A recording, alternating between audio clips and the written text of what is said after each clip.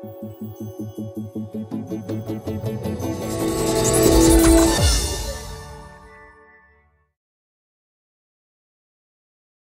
Android fans, this is Eric from hollywoodfrodo.com.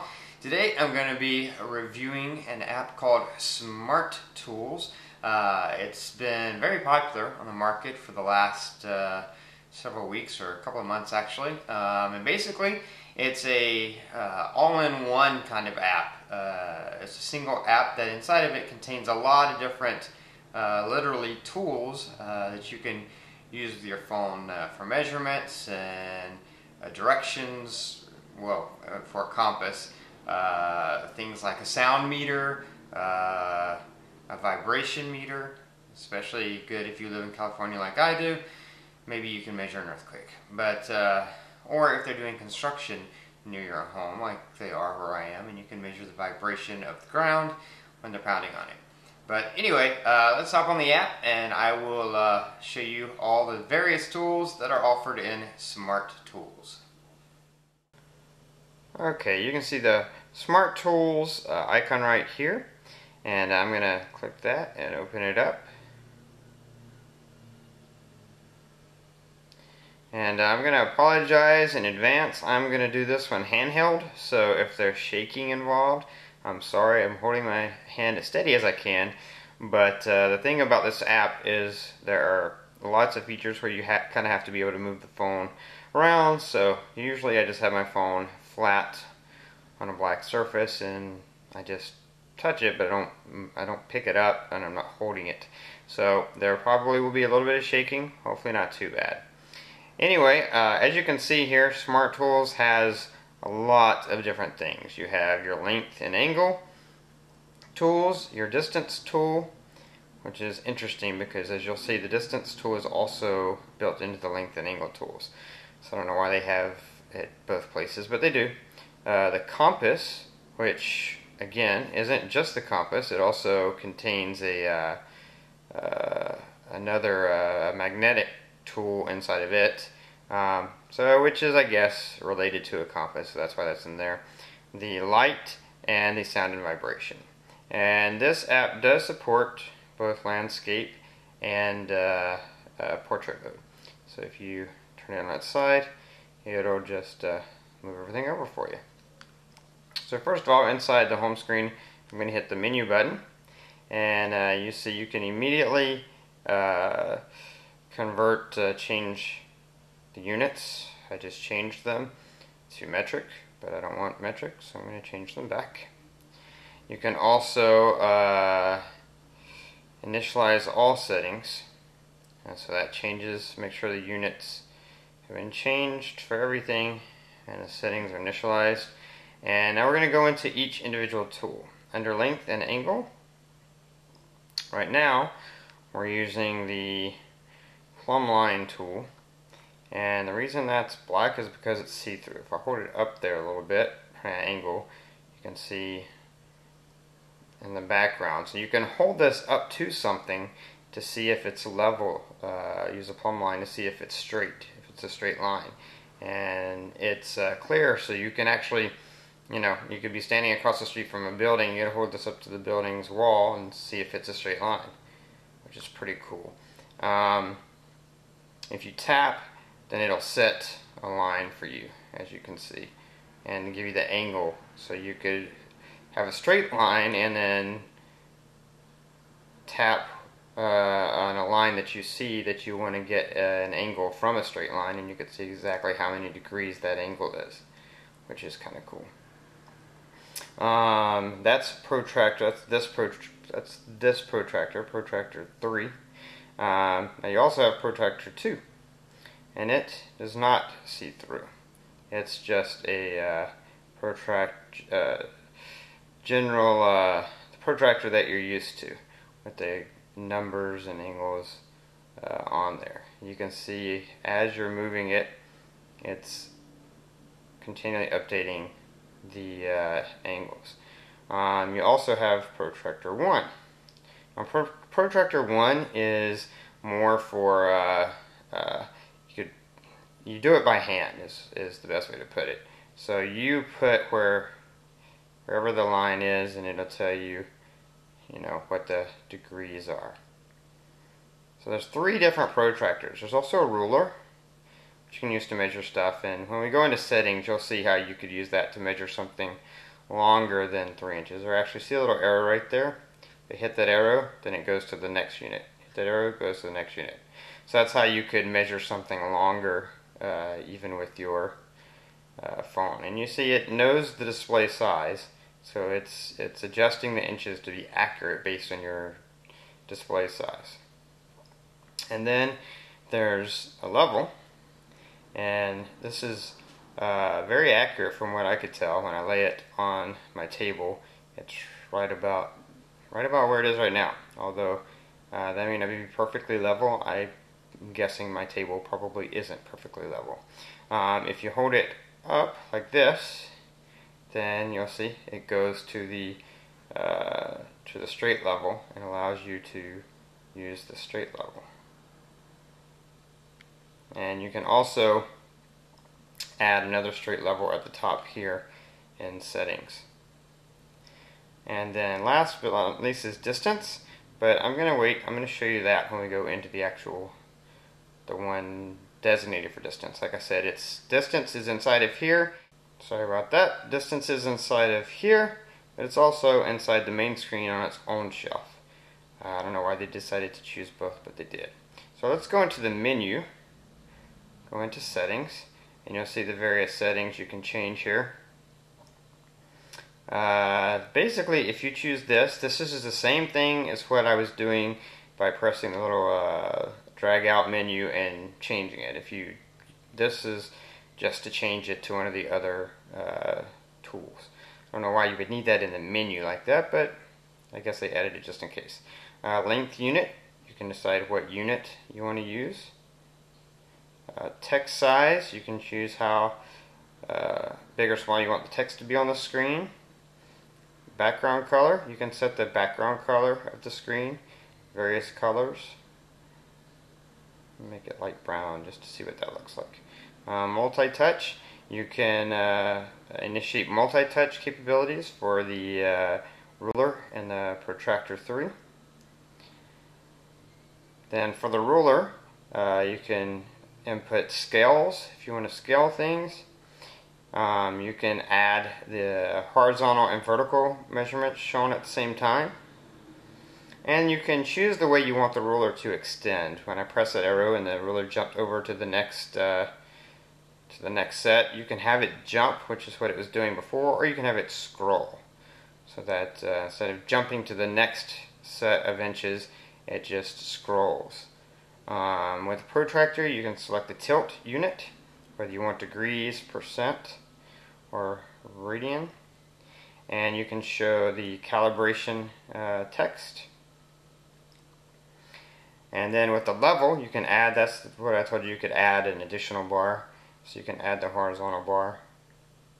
And then with thread pitch, you can add thread pitch gauge in the list. Thread sizes. So if you go back, you can see now on the level it's got that light brown background because we changed that, and it's got the level up here too, which if you turn your phone like this, as you can see, it pops up in there. If you lay it flat, then it goes to the main circle level. Thread pitch, now that we've added that, I'll show you this one, and this is kind of along with the ruler, but that's another tool you can use. And if we want to go back to the main menu, just hit home and you'll go back to the main menu, and then you can go to distance. Now distance, this is the exact same as the distance that was in the other one. Like I said, I don't know why it's in both, but it is. So this is how you use this. If you see, basically you point the phone at the bottom of an object, and assuming that the phone's height is correct, it will be able to guesstimate what the distance is. So I'm going to attempt to do this. It's really dark, but I'm holding this, pointed at something, and you'll see it showing the distance. Now this isn't going to be accurate because I'm holding the phone really low, and this is based on holding the phone at about face level for me. And if we move it up to point it to the bottom of something else, you see the distance changes. And if you want to get the distance, reserve the distance, and you press the little camera button, and there, it saved your distance. And then you can start over by pressing that.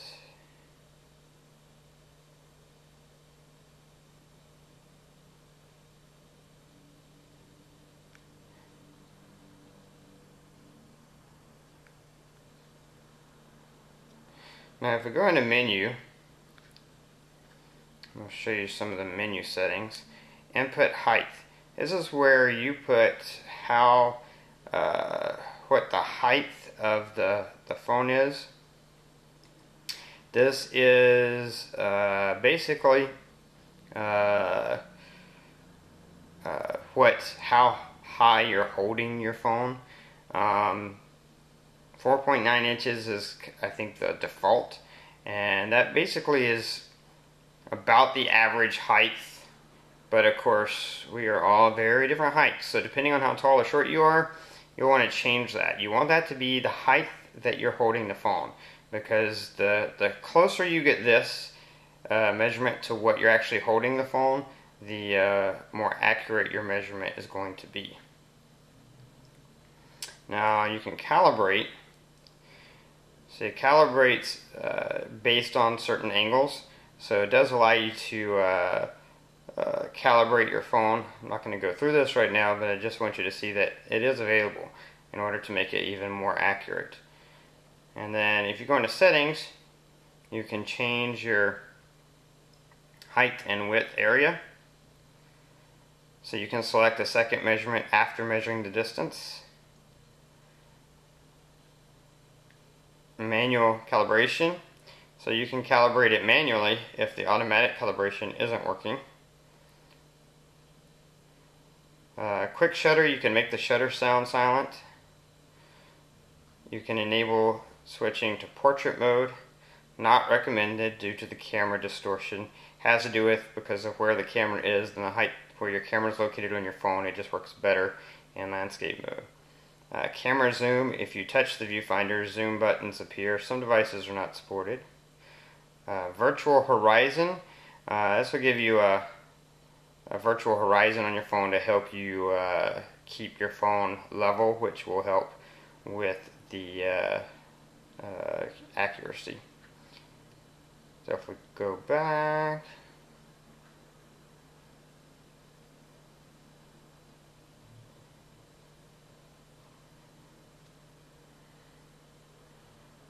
and you can see up here on the top left, it's showing degrees of the tilt of your phone. And so that is how that works in a nutshell. And then compass. We go to compass, pretty simple. It's compass. If you lay it flat, then you'll see it's your standard compass. If you hold it up, then it switches and it shows you what direction you're headed in, or what direction your phone is pointed in, as well as your altitude and your coordinates, your northwest coordinates. So it's pretty cool.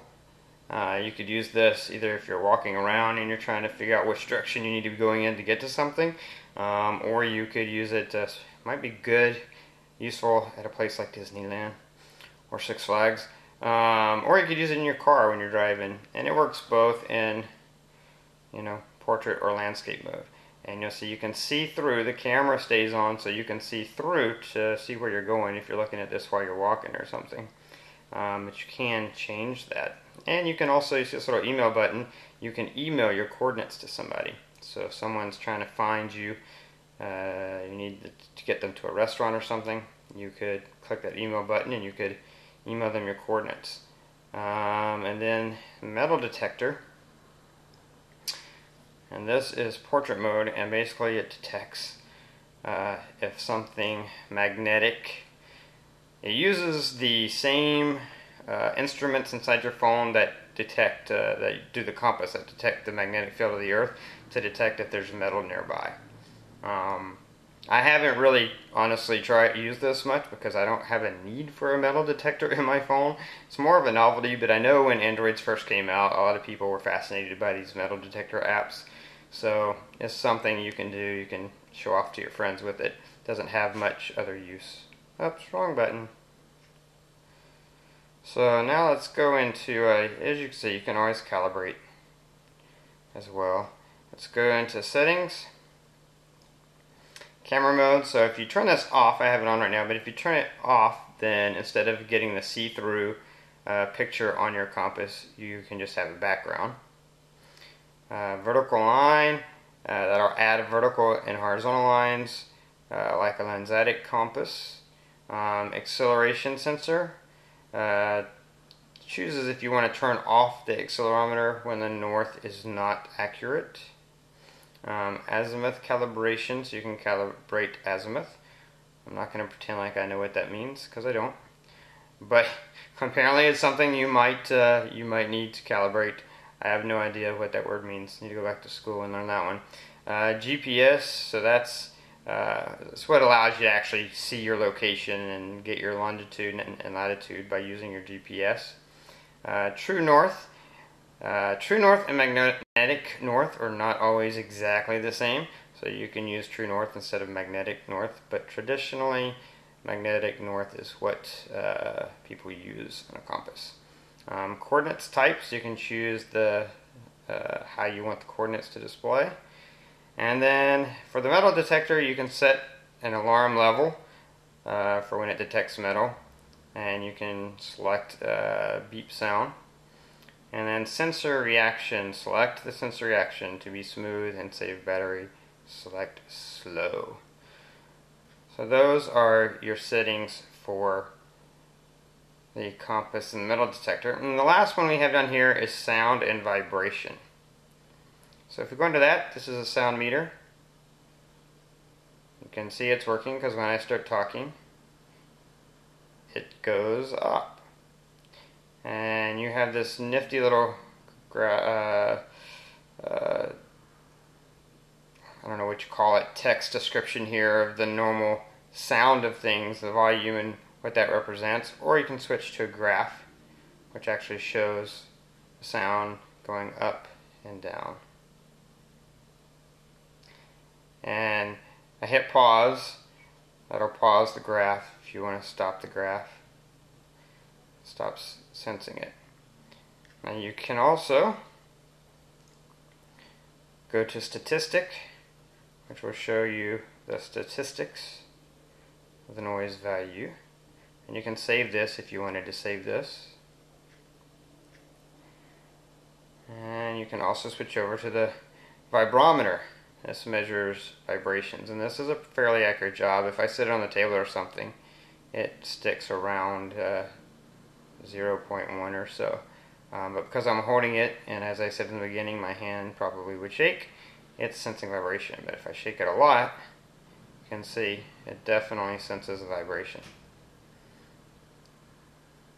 And just like with the sound meter, you've got right now the text sort of gauge, which you can switch over to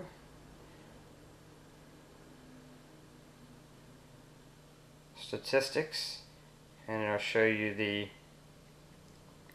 magnitude of the shaking, and you can save that as well. If you go into, you can calibrate this, of course, and you can go into settings and you can change a few things. Upside down mode, that allows you to hold your phone, because your mic is always on the bottom of your phone. So if you turn the sound meter upside down, you can hold your mic away from you. If you're trying to get sound levels, that's probably the best thing. Level notification, so the back color will be changed by values. So if you set that, then as you get to certain decibels, the background color will change to let you know. And then line chart duration, you can select the duration of the line chart. And then a vibration alarm level, so you can set the vibration level for an alarm. Beep sound, you can select one of the beep sounds. And cut baseline is used to cut off the unnecessary values measured by no movement. Now let's go back home. The one tool I almost skipped over is the flashlight. Everybody has to have a flashlight app on their phone. This Smart Tools has one built in. You have your choice with LED or screen. If you choose LED, and when you click on, you can see it turns on that light. If you click screen, then it makes your screen white. And that becomes your flashlight, which works very effectively in a dark room. It gives off a lot of light. So that's your flashlight. Now the one complaint that I do have about Smart Tools is that currently the only way to access any of these tools is to go into Smart Tools. And I emailed the developer and mentioned that I would love to see shortcuts available. I don't think the developer fully understood me, because they wrote back and said, "I think you mean a widget." But I am a big fan of shortcuts. Why are shortcuts better than widgets? Because a widget you can put on your home screen so that you could quickly access one of these. But a shortcut you could also put on your home screen, and you can also use it inside of other applications that have access to shortcuts, such as Tasker or some voice control apps or folder organizer. And that's what I'd like to see. I'd like to see the ability to put a shortcut on my screen to go directly to Compass, because I think that would be I'd be able to add that to my car dock mode so that I could easily access the compass if I needed to, and then also a shortcut to the flashlight. For other people might want shortcuts to other tools, just depending on what you use the most or what you want quick access to. And if shortcuts were available, it'd be awesome, because you put them on your home screen. You could also put them inside like folder organizer or any app that is able to access shortcuts. So that's the only complaint I have about this app, and it's not really a complaint. It's just an enhancement I would like to see in the near future. So I think it'd be great, rather than having to go into Smart Tools and then click Compass to get to Compass. I'd like to be able to directly do that in a faster, easier way. So but that is pretty much everything with Smart Tools. So that was Smart Tools.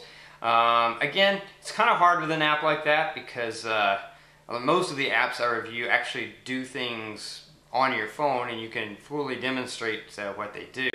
With an app like Smart Tools, it's an app that is on your phone, but you use it with other things.